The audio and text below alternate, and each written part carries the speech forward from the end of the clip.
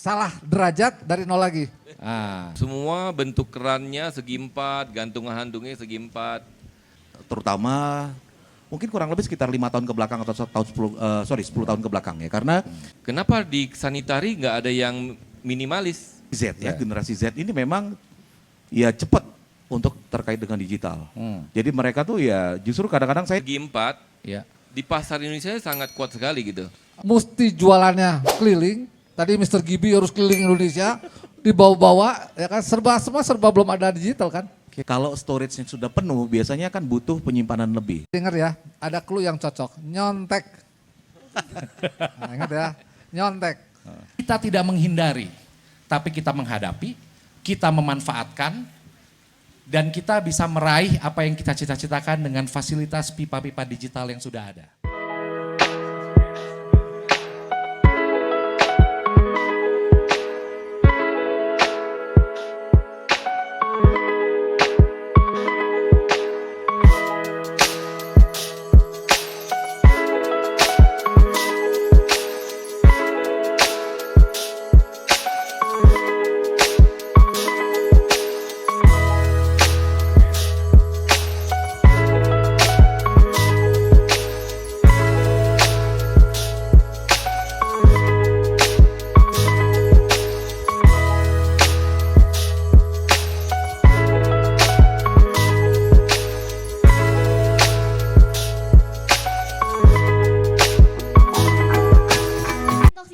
Mengisi sebuah ruang diskusi dan diskusi yang akan kita angkat pada kesempatan kali ini yaitu terkait peran digital pada profesi di masa depan. Mari kita saksikan talk show dari Mind Talks.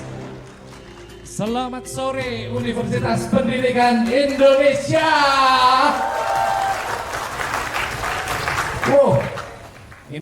Setelah hampir 6 bulan lebih ya kita panas ya. Akhirnya kita bisa mensyukuri cuaca indah. Sengaja kita syutingnya di outdoor biar kita juga bisa merasakan nuansa Bandung seperti tempo dulu. Banyak yang galau katanya, semua angkat tangan tadi. Hah? Saya juga galau. Saya juga galau. Ramah cerita semua angkat tangan jadi galau. Tapi ada nanti nih era digital kita bahas, pasti nggak galau lagi. Nah, ini kan topik kita sore ini adalah peran digital Ya, terhadap sebuah profesi Ya. untuk masa depan. betul. Profesi itu kan banyak macam-macamnya kan bro? Setuju. Ada profesi itu dia penyedia jasa seperti arsitek, Ya, desainer interior. ya, Ada juga nanti kebutuhannya untuk orang yang akan di bidang profesional, pekerja, betul. ya kan? Betul. Ada yang untuk entrepreneur, kebutuhan teman-teman semua untuk masa yang akan datang yaitu fungsi dari penguatan dan pengetahuan akan digital ini tercapai berkat dukungan penuh dari Jerman Brilliant. Tepuk tangan dong buat Jerman Brilliant.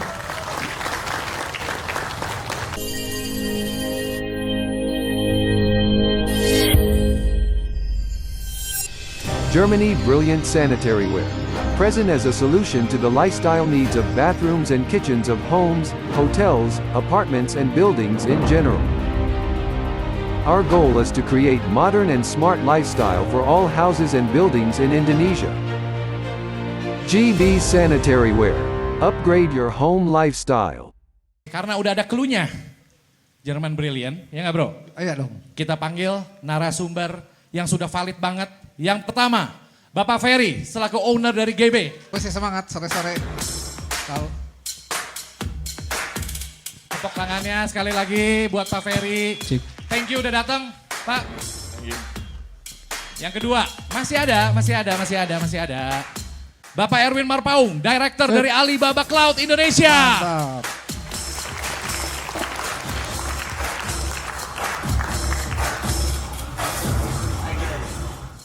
Transformasi sekarang menuju era digital ini sudah tidak terelakkan lagi.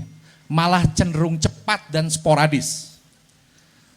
Pembahasan kita sore ini adalah bagaimana kita tidak menghindari, tapi kita menghadapi, kita memanfaatkan, dan kita bisa meraih apa yang kita cita-citakan dengan fasilitas pipa-pipa digital yang sudah ada. So selama beberapa jam ke depan, Mind Talks akan mengisi ruang visual dan ruang dengar Anda. Let's show begin.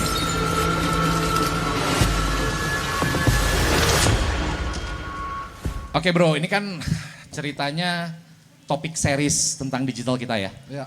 Bahwa bicara digital ini implikasinya kemana-mana, yang dibahas pun banyak.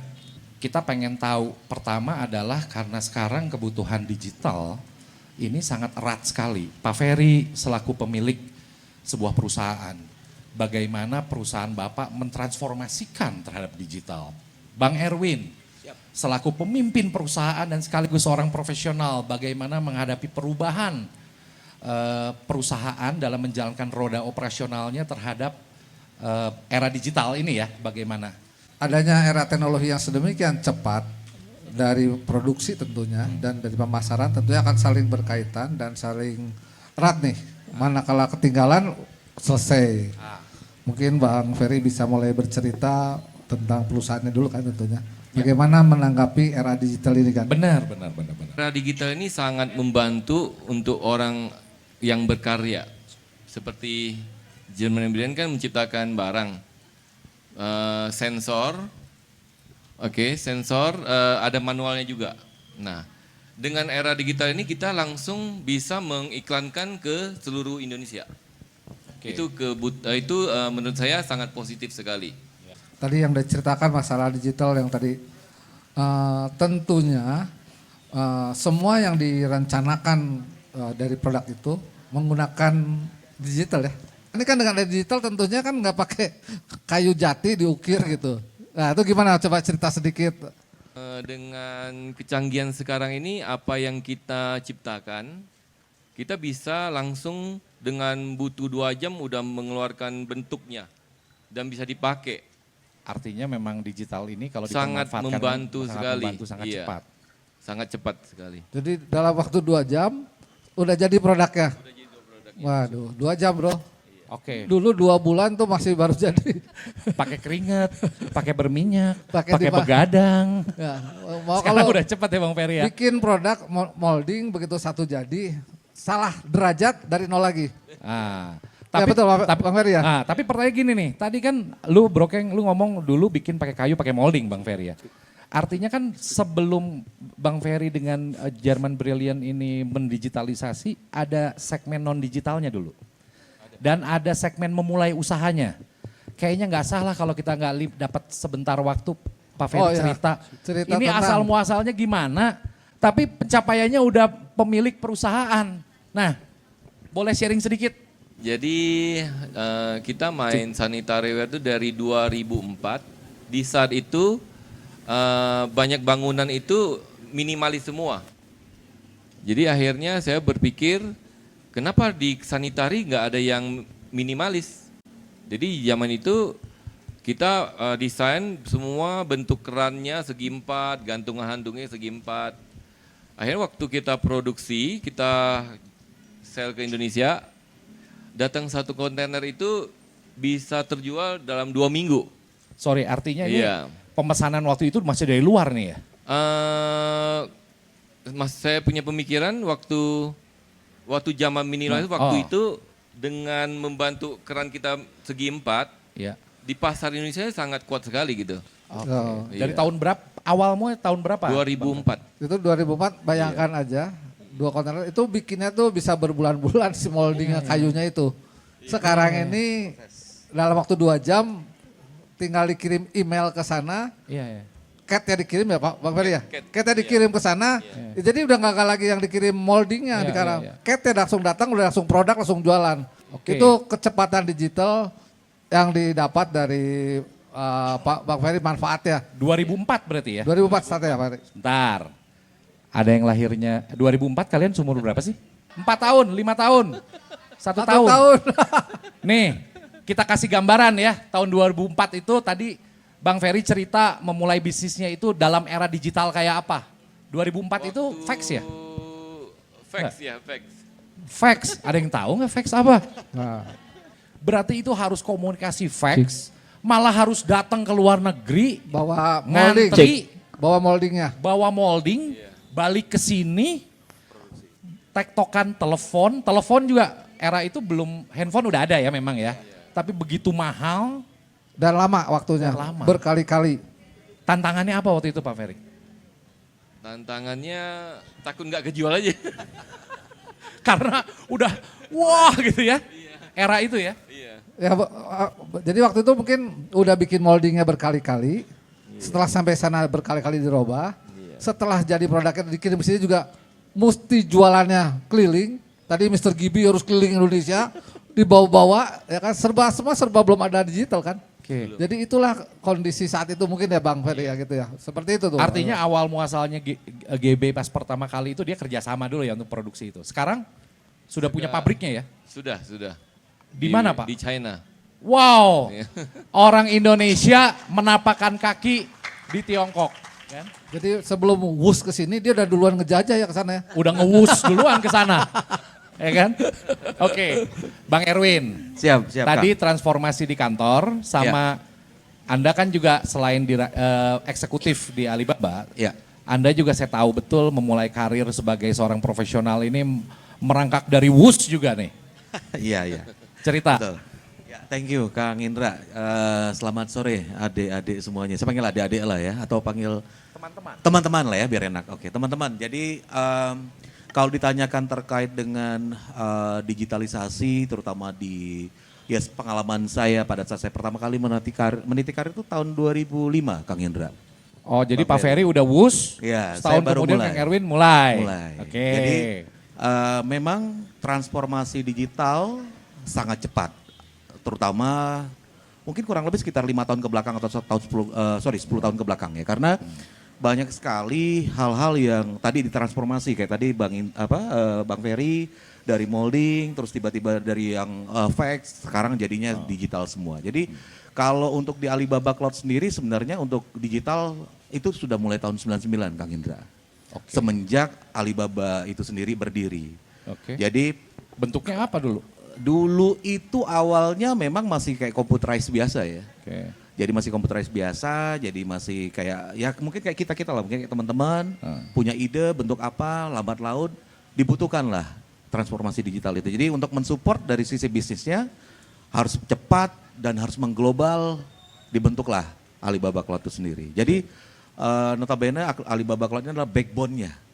Nah kalau di Indonesia sendiri sebenarnya kita lebih ke supporting dari bisnis-bisnis yang ada, mungkin dari Pak Ferry atau dari usaha yang lain yang ingin bertransformasi sudah punya saat ini, yang dari on-prem itu kayak server biasa yang ada di ruangan yang segede-gede bagong Oke, tuh. ya ada ruang server. Sekarang sudah bentuknya cloud. Ya mungkin kalau teman-teman tahu cloud ya kayak iPhone yang pernah pakai cloud ya untuk nyimpen data ataupun nyimpen Oke. dia punya sistem bisnisnya ditaruh di situ. Tapi artinya bisnis Alibaba sendiri memberikan services corporate ya? Yes, Artinya corporate. satu kantor kalau kita setting nih teman-teman bikin kantor consulting nanti ya. Tahun-tahun pertama biasanya gitu Pak Keng ya? Yes. Tahun pertama bikin consulting dan lain-lain, butuh dokumen apa untuk disimpan dibanding perlu gudang gede-gede, Yes. cloud. Jadi storage ya. Jadi gini Kang Indra, mungkin agak diluruskan sedikit lagi. Jadi cloud itu memang kalau secara harafiah ya gudang ya. Nah, tapi di sisi lain kalau mungkin teman-teman punya laptop ataupun punya handphone, kalau storage-nya sudah penuh biasanya kan butuh penyimpanan lebih. Nah, kalau untuk di corporate biasanya dia punya sistem, misalkan sistem penjualan ataupun dia punya aplikasi ditaruh di cloud. Untuk mengurangi yang namanya satu downtime. Terus yang kedua, jika terjadi adanya kayak force major atau kebakaran atau apapun lah yang bentuknya akan menyerang dia punya server, itu sudah aman. Oke. Gitu. Untuk lebih memudahkan bisnisnya, lebih melancarkan. Melancarkan. Yes, dengan solusi-solusi yang lain ada di kita. Oke. Nih, Bang Erwin ini kan gape nih cerita yang barusan ya nggak? Nah, tapi sampai ceritanya lu gape ini gimana ceritanya? Nah, ini lucu nih teman-teman. Jadi awalnya saya kerja 2005 itu memang masih di belakang meja lah. Maksudnya belum berhubungan dengan IT banget lah. Masih ya laptop, komputer masih biasa. Arsitek juga kan saat ini sudah, kalau dulu yang saya tahu ya arsitek tuh kalau ngegambar maket atau membuat suatu rancang bangun tuh pakai meja yang cukup besar Pak. Betul. Dengan penggaris yang panjang, begadang tiap malam, kalau salah mesti ngapus, udah sampai di ujung ternyata salah harus ngerubah dari awal. Nah dengan digitalisasi ya mungkin ada aplikasi auto kayak tadi, nah itu semakin mempermudah.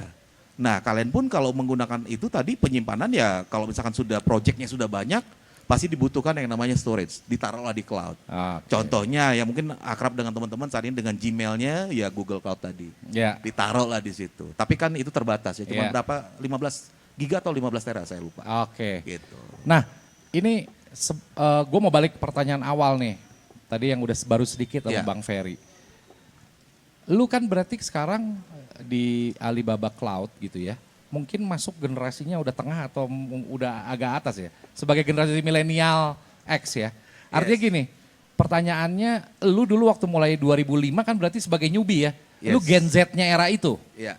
Nah, sekarang lu udah masuk ke generasi yang udah ada generasi di bawahnya. Iya. Nah, paradigma bekerjanya itu sekarang bagaimana nih? Lu sebagai seorang profesional nih, melihat lu sendiri dan melihat ada karyawan-karyawan baru yang masuk yang mempunyai warna berbeda. Nah, gimana tuh?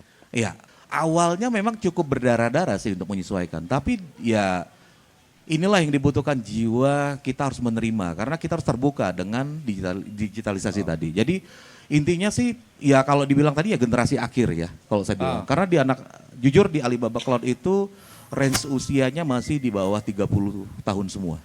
30. Ada yang 22, ada yang 25, paling tua itu saya. Jadi kalau secara umur memang agak ketertinggal sekali. Cuman ya inilah tantangan. Lu menyesuaikan diri lu berarti? Yes, Bukan menyesuaikan. mereka Kak. yang menyesuaikan dengan No. kultur lu? No, jadi memang ya kita harus memahami. Jadi buat teman-teman yang baru lulus kuliah dengan Z ya, generasi Z ini memang ya cepat untuk terkait dengan digital.